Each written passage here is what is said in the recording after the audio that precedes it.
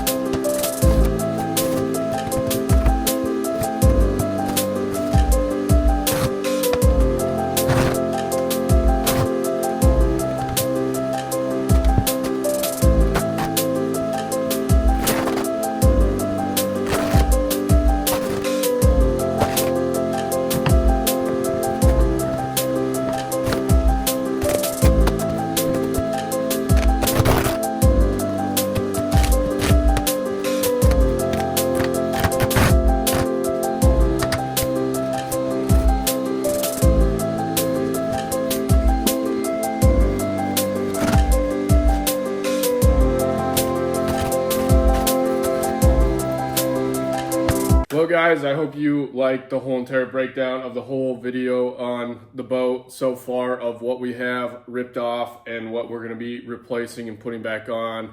The carpet should be here very soon, and we should be getting rolling on putting the new carpets in very shortly and getting those new seat covers put on too. But with that being said, I hope you guys liked the video. Make sure to hit the like and the subscribe button. And if we do hit 25,000 subscribers by the end of the year, we are going to give away this Nitro Bass boat to one of you guys. So help us get there, and we will catch you in the next one.